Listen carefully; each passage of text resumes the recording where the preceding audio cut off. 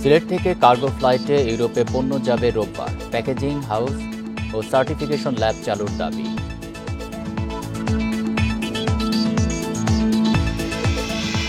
চট্টগ্রামের লালদিঘি মাঠে ঐতিহ্যবাহী জব্বারের বলি খেলা। বৈশাখী মেলায় ক্রেতা দর্শনার্থীর ভিড়। বান্ডেল থাকলে প্রতি সেনমানিতে টাকা বাঁচবে। বিকাশ সেনমানি বান্ডেল কিনে জিতুন প্রতি লেনদেনে। স্বাগত সমগ্র বাংলাদেশে, আপনাদের সাথে আছি আমি আলী আশরাফ। শুনছিলেন শিরোনাম, যাচ্ছি পুরো খবরে। টাঙ্গাইল শহরের সাকরাইল এলাকায় ছিনতাইকারীর ছুরিকাঘাতে এক মাছ ব্যবসায়ী নিহত হয়েছেন। ভোর 4:30টার দিকে ঢাকা টাঙ্গাইল মহাসড়কে এই ঘটনা ঘটে। পুলিশ ও স্বজনরা জানান, ব্যবসায়ী সাইফুল আলম ও তার সঙ্গীরা অটোরিকশায় চড়ে মাছের রেণু কিনতে যাচ্ছিলেন। মহাসড়কের ডুবাইল এলাকায় একটি মোটরসাইকেল তাদের রাস্তা আটকায়। অস্ত্রের মুখে নগদ টাকা ও মোবাইল ফোন ছিনিয়ে নেওয়ার চেষ্টা করে ছিনতাইকারীরা।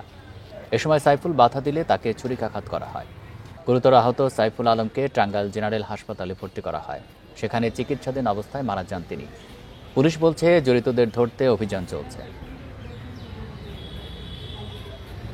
স্বস্তি ফিরছে না রাজধানী বাজারে। সরবরাহে কোনো সংকট না থাকলেও নাগালে আসছে না সবজি। বাড়তি পেঁয়াজের দামও। সরু চালের কেজিও 90 টাকার ওপরে। বিক্রেতা নানা অজুহাত দিলেও বাজার তদারকির অভাবকেই এর বড় কারণ বলছেন ভোক্তারা। গ্রীষ্মের সবজির কমতি নেই রাজধানীর বাজারে, তবে এতে হাত দেয়া দায় ভোক্তার। দামে ফিরছে না স্বস্তি। বেগুন, কাকরোল, ধুন্দলের কেজি 100। শসা, পেঁপে, বরবটির জন্য গুনতে হচ্ছে অন্তত 60 টাকা। গত সপ্তাহে যে কাঁচামরিচ ছিল 60 টাকা, এখন এর দাম 80 টাকা। এ নিয়ে ক্রেতাদের নানা অজুহাত থাকলেও তদারকির অভাব দেখছেন ক্রেতা। চাহিদা বেশি, লাগে মাল বিক্রিও বেশি হয়, দামও বেশি। বাজার তো তুলনামূলক রমজান মাসে ভালোই ছিল, নিয়ন্ত্রণ ছিল। এখন তো নাই, এখন আবার তদারকি কমে গেছে। তদারকি করলে আল্লাহর রহমতে আরো কমে যাবে আর কি। দাম বেড়েছে পেঁয়াজেরও। দেশি 60 থেকে 65 আর আমদানির পেঁয়াজের কেজি 50 টাকা। করলা মাত্র 40 টাকায় কিনলাম, আরো একদম পরিষ্কার সুন্দর করলা 50 টাকা পটল। অন্যদিকে 2 সপ্তাহ ধরেই চড়া চালের বাজার। সরু 90 থেকে 100 আর মোটা চালের কেজি 60 টাকার বেশি। তবে সরবরাহের কমতি নেই। যা দেখতেছি মানে আরো খালি বাড়তেই আছে, না কমার লক্ষণ নাই। ডিমের দামও ডজনে বেড়েছে 5 টাকা। গত সপ্তাহে 125 টাকার ফার্মের ডিম এখন কিনতে হচ্ছে 130 টাকা ডজনে। তবে স্বস্তি ফিরেছে মুরগির দামে। ব্রয়লার 170 আর সোনালী মিলছে 230 টাকা কেজিতে। Shahid Ahmed, independent news, Dhaka. রাজধানীর বাইরে বিভিন্ন বাজারে বেড়েছে সবজির দাম, তবে কিছুটা কমেছে ব্রয়লার মুরগির দর। বরিশালে 60 টাকার নিচে মিলছে না কোনো সবজি। পটল 60, বরবটি 80, করলা 60, বেগুন 80, কাকরোল 120 টাকায় বিক্রি হচ্ছে। প্রায় একই চিত্র চট্টগ্রামে। পটল 80, পেঁপে 80, ঝিঙার দাম হাঁকা হচ্ছে 100 টাকা। তবে 20 টাকা কমে ব্রয়লার মুরগি বিক্রি হচ্ছে 170 টাকায়। স্থিতিশীল রয়েছে সব ধরনের চালের দর। রাজশাহীতে 2 থেকে 5 টাকা বেড়েছে পেঁয়াজ, কাঁচামরিচ ও চালে। সিলেটে 5 টাকা বেড়ে কাঁচামরিচ বিক্রি হচ্ছে 55 টাকায়। বগুড়ায় 10 টাকা বেড়েছে পেঁয়াজে। সরবরাহ কমের অজুহাত দিচ্ছেন বিক্রেতারা।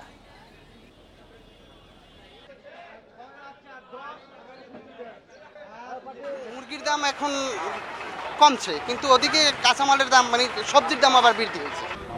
গরমকালে এই আপনার ক্ষেতের মধ্যে যেহেতু সবজি কম, সরবরাহ কম, সেজন্য একটু দাম বেশি আর কি। মানে সবজির আমদানিটা কম, দামটা একটু বেশি। যেরকম 70 টাকা কেজি বেগুন, ডাঁটা 140 বা 160 টাকা কেজি। বাজার মনিটরিং ব্যবস্থা করা দরকার, যার জন্য বিক্ষিপ্ত মূল্য, এক জায়গায় এক দাম, অন্য জায়গায় অন্য দাম। দেখা যাচ্ছে ডিফারেন্স অনেক, একটু বাজার ঘুরলেই ডিফারেন্স পাওয়া যায় আর কি। আগামী রোববার থেকে সিলেটের ওসমানী আন্তর্জাতিক বিমানবন্দর থেকে শুরু হচ্ছে কার্গো ফ্লাইট। ইউরোপীয় ইউনিয়ন ও যুক্তরাজ্যে পণ্য রপ্তানি করা হবে এই টার্মিনাল থেকে। তবে ব্যবসায়ীরা বলছেন, প্যাকেজিং হাউস ও সার্টিফিকেশন ল্যাব না থাকায় খাদ্য ও কৃষিপণ্য রপ্তানি এখনও বেশ চ্যালেঞ্জিং।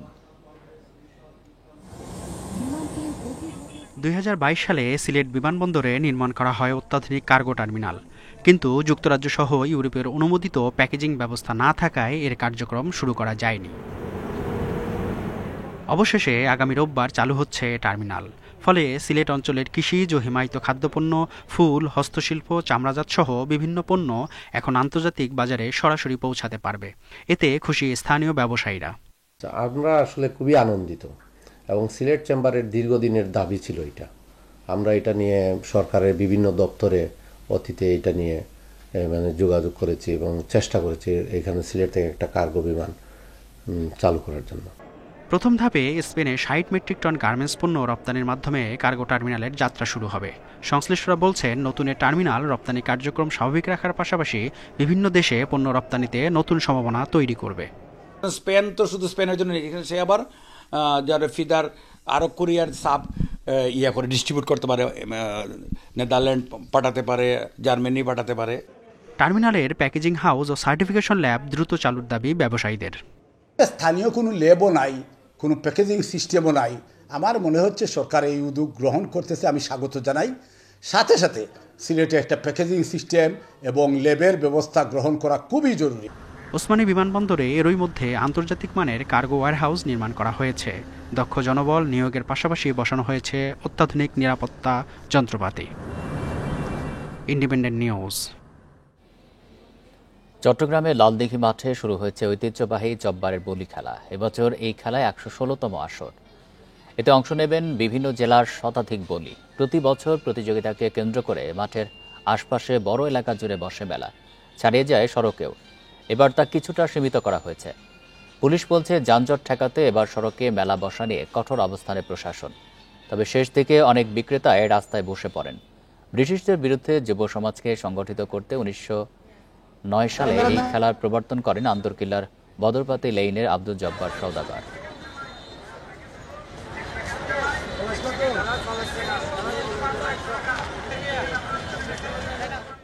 আরও জানাতে চট্টগ্রাম থেকে যুক্ত হচ্ছেন সহকর্মী আবদুল্লাহ রাকিব।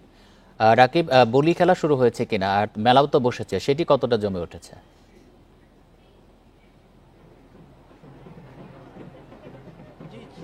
ঘড়ির কাঁটায় ৪টা বাজার সাথে সাথেই যে ঐতিহাসিক আব্দুল জব্বারের বলি খেলার ১১৬তম আসর, সেটির উদ্বোধন করেছেন চট্টগ্রাম পুলিশ কমিশনার আসিফ আজিজ। বলি খেলা ইতিমধ্যেই যে মূল মঞ্চ অর্থাৎ যে রিং তৈরি করা হয়েছে বালি দিয়ে সেটি ইতিমধ্যে শুরু হয়ে গেছে। এবারের বলি খেলায় চট্টগ্রাম জেলা সহ আশেপাশের বিভিন্ন জেলা থেকে প্রায় শতাধিক বলি অংশ নিচ্ছেন।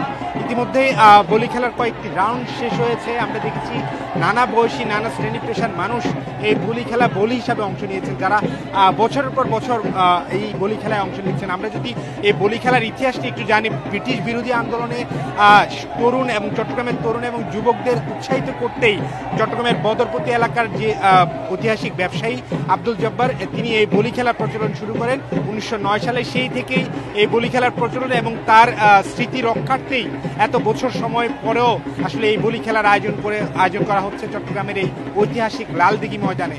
আমরা দেখেছি লালদিঘির বলি খেলাকে কেন্দ্র করে চট্টগ্রামের নগরীর নানা প্রান্ত থেকে নানা শ্রেণী পেশার মানুষ, শুধুমাত্র পুরুষ বা শিশুরা নয়, আমরা দেখছি নারীরাও এসেছেন এই বলি খেলা দেখতে। যদিও ইতিহাসের পরম্পরায় আসলে এই বলি খেলার প্রচলন এখন একদমই আনুষ্ঠানিকতায়, কিন্তু যে কারণে এই বলি খেলার প্রচলন শুরু হয়েছিল সেটি আসলে সে সময়ের পরও এখনো এখানকার তরুণরা, এখন যারা ঐতিহ্য ধারক বাহক বা সংস্কৃতির ধারক বাহক, তারা এটিকে বজায় রেখেছেন। আমরা দেখেছি মানুষজন বলছেন যে ঐতিহাসিক এই বলি খেলাকে ঘিরে তাদের যে উৎসব উদ্দীপনা এবং তাদের যে উৎসবের আমেজ, সেটির অংশ হতেই তারা এখানে ছুটে আসেন এবং তারা বলছেন যে এই ঐতিহাসিক ১১৬ বছর যে ঐতিহাসিক জব্বারের বলি খেলা, সেটি যাতে আরো কয়েক বংশ পরম্পরা আরো যাতে অনেক বছর এগিয়ে যায় এবং যে ধরনের উন্মাদনা তৈরি হয়েছে এবং প্রজন্ম থেকে প্রজন্ম যাতে এই ঐতিহ্য ছড়িয়ে পড়ে এবং নতুন নতুন বলি যাতে তৈরি হয়।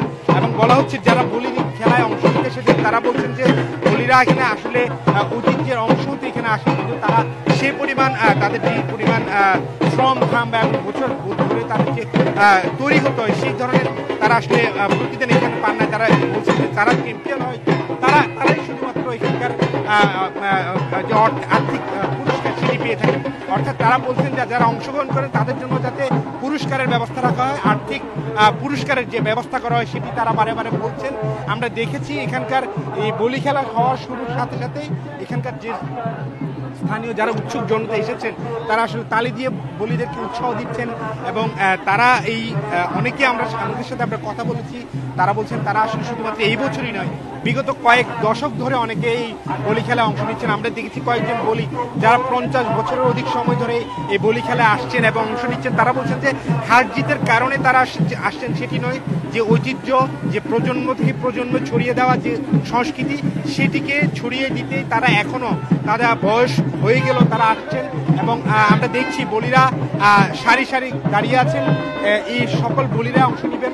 গতবারে যে চ্যাম্পিয়ন হয়েছেন কুমিল্লার বাঘা শরীফ, তিনিও এসেছেন, তিনিও আশা করছেন এবারে তিনি চ্যাম্পিয়ন, গতবারের মতো আবারও তিনি চ্যাম্পিয়ন ট্রফিটি নিয়ে যাবেন। তবে অন্য বলিরা ছাড় দিয়ে দিতে নারাজ, তারা বলছেন তারা লড়ে যাবেন। এবং যে বলি খেলার আমরা দেখছি যে বাদ্যযন্ত্র, এটি আসলে বলিদের উৎসাহ এই আয়োজন, এটি আসলে শুধুমাত্র নতুন করে নয়, এটি একেবারে শুরু থেকেই বলিদেরকে উৎসবের আমেজ, তারই একটি বহিঃপ্রকাশ, তারই একটি প্রতীক এই বাদ্যবাজনা। এবং বলিরা আসলে এটিতে উৎসাহ পেয়েছেন এবং অনেক বলি এই যে বাদ্যবাজনা হচ্ছে সেখানে সামিল হন। আমরা দেখছি যে চট্টগ্রাম ঘিরে এই বলি উৎসব, বলি খেলা ঘিরে এবং যে আশেপাশে বৈশাখী মেলা, সেটি ঘিরে মানুষের উন্মাদনা অনেক বেশি। এখন পর্যন্ত বলি খেলা চলছে, অপেক্ষায় আছে এবারের 116তম আসরের বলি খেলায় চ্যাম্পিয়ন মুকুটটি কার মাথায় যায়। চট্টগ্রাম থেকে জানাচ্ছেন সহকর্মী আব্দুল্লাহ রাকিব। সিলেট ওসমানী আন্তর্জাতিক বিমানবন্দরে শুল্ক ফাঁকি দিয়ে অভিনব পদ্ধতিতে দুবাই থেকে বাংলাদেশে নিয়ে আসা স্বর্ণের চালান জব্দ করেছে জাতীয় গোয়েন্দা সংস্থা এনএসআই ও কাস্টমস কর্তৃপক্ষ। এই ঘটনায় একজনকে আটক করা হয়েছে। সকালে ওসমানী আন্তর্জাতিক বিমানবন্দরে দুবাই থেকে আসা ফ্লাইটের আলিমুদ্দিন নামে এক যাত্রীর কাপড়ে গলানো এসব স্বর্ণ জব্দ করা হয়। বিমানবন্দরের পরিচালক হাফিজ আহমেদ জানান, স্বর্ণের পেস্ট যাত্রীর শরীরের কাপড়ে লাগানো। কাপড় পোড়ানোর পর জব্দ করা স্বর্ণের পরিমাণ জানা যাবে বলেও জানান তিনি। স্বর্ণগুলোর দাম কোটি টাকার ওপরে হতে পারে বলে প্রাথমিক ধারণা কাস্টমস কর্তৃপক্ষের।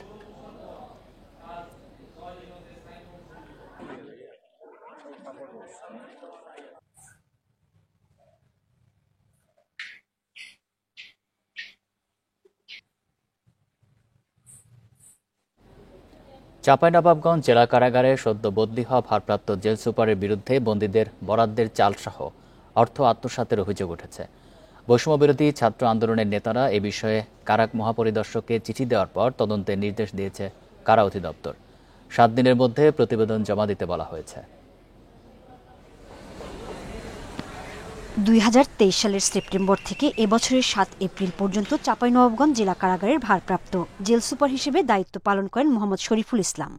বর্তমানে রাজশাহী কারা একাডেমিতে কর্মরত তিনি। শরীফুল ইসলামের বিরুদ্ধে অভিযোগ উঠেছে বন্দীদের জন্য বরাদ্দ করা 1.5 মেট্রিক টনের বেশি চাল এবং বিভিন্ন খাত থেকে 1,22,000 টাকা আত্মসাতের। কারা হাসপাতালের সিট বাণিজ্য, বন্দীদের সঙ্গে সাক্ষাতের জন্য ঘুষ নেওয়ারও অভিযোগ এসেছে। আন্দোলনে সোচ্চার হলাম 5ই আগস্টের পরে, তারা আমাদের কাছে এই বিষয়ে ক্ষমাও চেয়েছিল, পরবর্তীতে আমরা এটা গুরুত্ব দিইনি। মানুষ হিসাবে ওর বিবেক বলে কোনো সম্পদ ছিল না, এইটা হলো বড় কথা, তার বিবেক ছিল না। এই যে সাহেব আসে যেটা হুকুম করে সেটাই পালন করি আমরা। আমাকে বললো যে এই ভিতর থেকে মাঠ বাড়িয়ে আসবে, খাবার বাড়িয়ে আসবে, তুমি এগুলা নিয়ে যাও গরুকে খাওয়াইবে। জেলার বৈষম্য বিরোধী ছাত্রনেতারা কারা মহাপরিদর্শকের কাছে এই বিষয়ে অভিযোগ জানিয়ে চিঠি দেন। পরে নতুন দায়িত্বপ্রাপ্ত জেল সুপারও বিষয়টি অবহিত করেন আইজি প্রিজনকে। বিষয়টি তদন্তে এরই মধ্যে নির্দেশ দিয়েছে কারা অধিদপ্তর। আমি এরকম একটা চিঠি পেয়েছি, তদন্ত করব, তদন্ত করে যদি কোনো অ্যানোমালিস পাওয়া যায় তখন আমি সেইভাবে তদন্ত রিপোর্ট জমা দিব এবং সেভাবেই ঊর্ধ্বতন কর্তৃপক্ষের যেটা সিদ্ধান্ত হবে সেটা। এদিকে শরীফুল ইসলামের বক্তব্য নিতে বারবার মোবাইলে কথা বলার চেষ্টা করা হলেও সাড়া মেলেনি। তবে চাঁপাইনবাবগঞ্জ কারা কর্তৃপক্ষ জানায় চাল ও অর্থ ফেরত দিতে চেয়েছে শরীফুল ইসলাম। Independent news. রাজশাহীতে মেয়েকে উত্ত্যক্তের প্রতিবাদ করায় বাবাকে হত্যার ঘটনায় আসামি মোহাম্মদ বিশাল ও সহযোগী মোহাম্মদ নাহিদকে গ্রেপ্তার করেছে র্যাব। র্যাব জানায় তথ্য প্রযুক্তির সহায়তায় সিরাজগঞ্জে শাহজাদপুর থেকে তাদের গ্রেপ্তার করা হয়। বিশাল মামলার 2 ও নাহিদ 6 নম্বর আসামি। এ নিয়ে মোট গ্রেপ্তার 4 জন। প্রাথমিক জিজ্ঞাসাবাদে গ্রেপ্তারকৃতরা হত্যার সাথে জড়িত থাকার কথা স্বীকার করেছে। আসামিদের বোয়ালিয়া মডেল থানায় হস্তান্তর করেছে র্যাব। গত 16 এপ্রিল এসএসসি পরীক্ষার্থী মেয়েকে উত্ত্যক্ত করার প্রতিবাদ করায় বাবা আকরাম হোসেন ও ভাইয়ের উপর হামলা হয়। এতে আকরাম নিহত হন। পরে ছেলে বাদী হয়ে 7 জনের নাম উল্লেখ করে মামলা করেন।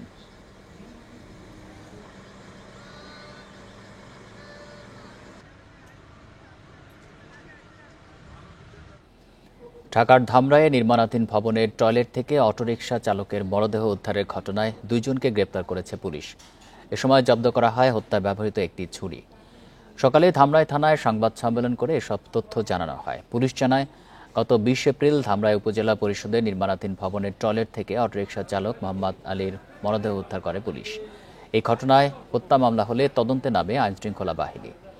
বৃহস্পতিবার রাতে অভিযান চালিয়ে নিহত স্ত্রী জয়তুন বেগম এবং তার পরকীয়া প্রেমিক তোফাজ্জল মিয়াকে গ্রেপ্তার করে পুলিশ। পুলিশ বলছে, পরকীয়ার জেরেই অভিযুক্তরা মোহাম্মদ আলীকে হত্যা করেছে।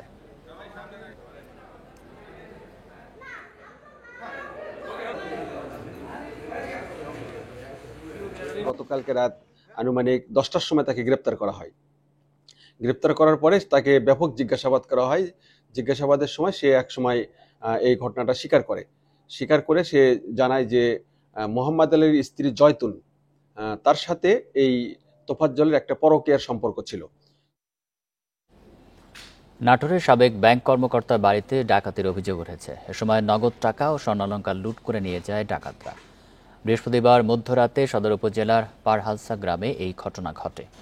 ভুক্তভোগীরা জানান, রাত 2:30টার দিকে সাবেক ব্যাংক কর্মকর্তা আয়ুব আলীর বাড়িতে 10 জনের একদল ডাকাত হানা দেয়। এ সময় পরিবারের সব সদস্যের অস্ত্রের মুখে জিম্মি করে হাত ও পা বেঁধে ফেলে। পরে 5 ভরি স্বর্ণালংকার ও নগদ 20,000 টাকা লুট করে নিয়ে যায় ডাকাতরা। পুলিশ খবর পেয়ে ঘটনাস্থল পরিদর্শন করেছে। জড়িতদের ধরতে অভিযান চলছে বলে জানিয়েছে পুলিশ।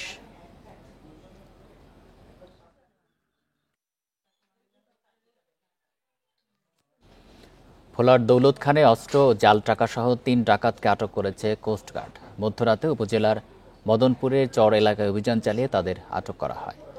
সকালে সংবাদ সম্মেলনে কোস্টগার্ড দক্ষিণ জোনের operation staff officer lieutenant commander Rifat Ahmed বলেন, গোপন সংবাদের ভিত্তিতে মধ্যরাতে চর এলাকায় বিশেষ অভিযান পরিচালনা করে। অভিযানে 3টি আগ্নেয়াস্ত্র, 3টি দেশীয় অস্ত্র, 4 রাউন্ড কার্তুজ এবং 9,000 টাকার জাল নোট উদ্ধার করা হয়। আটক করা হয় আলাউদ্দিন, জহিরুদ্দিন ও লাকমারে নামের 3 ডাকাতকে।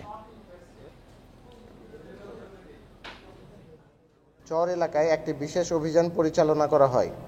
অভিযান চলাকালীন উক্ত এলাকা হতে 3টি দেশীয় আগ্নেয়াস্ত্র, 3টি দেশীয় অস্ত্র, 4 রাউন্ড কার্তুজ এবং 9টি 1,000 টাকার জাল নোট সহ 3 জন কুখ্যাত ডাকাতকে আটক করা হয়।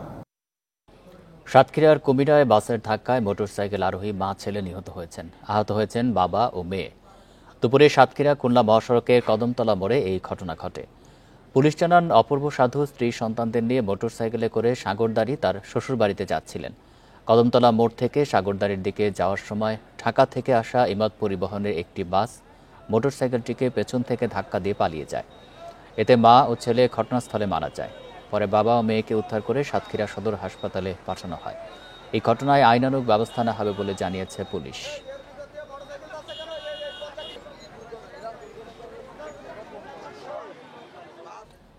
চাঁপাইনবাবগঞ্জে কিশোর ও তরুণ অপরাধী চক্রের 7 সদস্যকে গ্রেপ্তার করেছে পুলিশ। বুধবার রাত থেকে শুক্রবার সকাল পর্যন্ত শহরের বিভিন্ন এলাকায় অভিযান চালিয়ে তাদের গ্রেপ্তার করা হয়। পুলিশ জানায়, 22 এপ্রিল রাতে চাঁপাইনবাবগঞ্জ শহরের নিমতলা এলাকায় পূর্ব বিরোধের জের ধরে দুই পক্ষের মধ্যে ককটেল বিস্ফোরণের ঘটনা ঘটে। ওই ঘটনায় 23 এপ্রিল বিস্ফোরক আইনে সদর থানায় মামলা দায়ের করা হয়। এরপর অভিযানে নেমে পুলিশ 7 কিশোর ও তরুণকে গ্রেপ্তার করে। এরা সবাই ওই ককটেল বিস্ফোরণের ঘটনায় জড়িত। তাদের বিরুদ্ধে আইনানুগ ব্যবস্থা নেওয়া হয়েছে। অপর দোষীদের গ্রেপ্তার অভিযান অব্যাহত আছে বলেও জানান ওই পুলিশ কর্মকর্তা।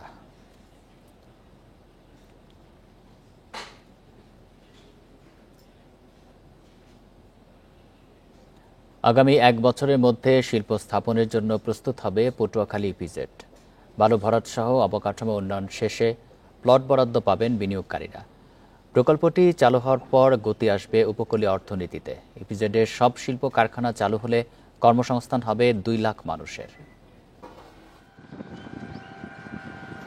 দ্রুত এগিয়ে চলছে পটুয়াখালী রপ্তানি প্রক্রিয়াজাতকরণ অঞ্চলের কাজ। 1443 কোটি টাকার প্রকল্পটি 2026 সালে শেষ হওয়ার কথা রয়েছে। শিল্প কারখানা স্থাপনের পর ইপিজেডে কর্মসংস্থান হবে প্রায় 2 লাখ মানুষের।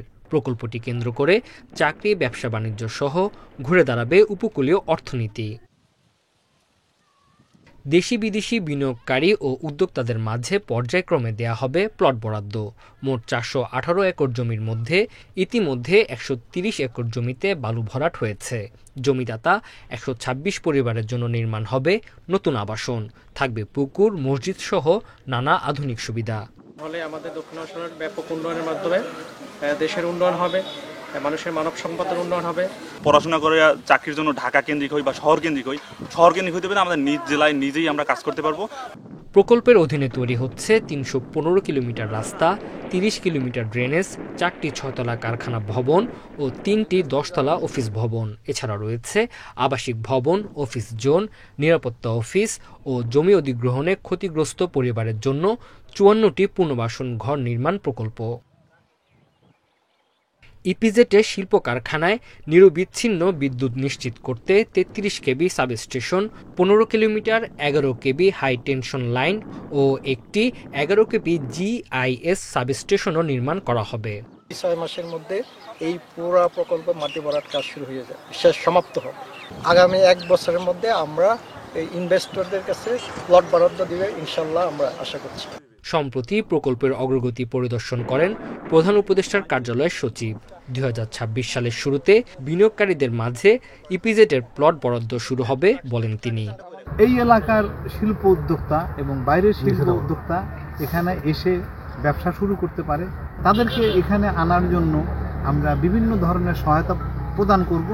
এই প্রকল্পের আওতায় ইপিজেডে বিনিয়োগকারী ও উদ্যোক্তাদের জন্য কুয়াকাটায় 2.25 একর জমিতে নির্মাণ হচ্ছে ক্লাব। Independent news. যশোরের শার্শা ও বেনাপোলে চলতি বোরো মৌসুমে ধানের বাম্পার ফলন হয়েছে, মিলছে ভালো দামও, এতে খুশি চাষিরা। উপজেলা কৃষি কর্মকর্তা দীপক কুমার মণ্ডল জানান, চলতি বোরো মৌসুমে শার্শা উপজেলা এবার 22,500 হেক্টর জমিতে বোরো ধানের লক্ষ্যমাত্রা ছিল। এর বিপরীতে প্রায় 24,000 হেক্টর জমিতে বোরো চাষ হয়েছে, বলছে বাম্পার ফলন। প্রতি বিঘায় 25 থেকে 30 মণ ধান উৎপাদন হয়েছে। কৃষকরা বলছেন 1400 থেকে 1450 টাকা বিক্রি হচ্ছে প্রতি মণ ধান। ফলন ভালো ও আশানুরূপ দাম পাওয়ায় খুশি তারা। এইবার আমাদের ধান ফসল খুবই ভালো, 28-30 মণ করে ফসল আসছে, অন্যবার তো 15-20 মণ করে আসে। দামও ভালো ইনশাল্লাহ, 25 মণ করে বিঘি আছে, 30 মণ করেও আসছে। আমার খুব বাম্পার ফলন পাচ্ছি, মজুরি পাই, তাতে আমাদের সন্তানাদি পরিবার ভালোই চলে। গোপালগঞ্জের কোটালীপাড়ায় আগুনে পুড়ে গেছে 10টি দোকান। শুক্রবার রাত 3:30টার দিকে উপজেলার কুশলা বাজারে এই অগ্নিকাণ্ডের ঘটনা ঘটে। ফায়ার সার্ভিস জানায়, রাতে কুশলা বাজারের একটি দোকান থেকে বৈদ্যুতিক শর্ট সার্কিট থেকে আগুন লাগে। মুহূর্তের মধ্যে আগুন চারদিকে ছড়িয়ে পড়লে এই বাজারের 10টি দোকান পুড়ে যায়। খবর পেয়ে কোটালীপাড়া উপজেলা ফায়ার সার্ভিসের 2টি ইউনিট ঘটনাস্থলে পৌঁছায়। পরে 2.5 ঘন্টা পর ভোর 6টার দিকে আগুন নিয়ন্ত্রণে আসে। আগুনে 4টি চায়ের দোকান এবং মুদি, ফার্মেসি, অফিস, সেলুন, ফল ও মোবাইলের দোকান পুড়ে যায়। এতে অন্তত 15 লাখ টাকার ক্ষতি দাবি করেছেন ব্যবসায়ীরা।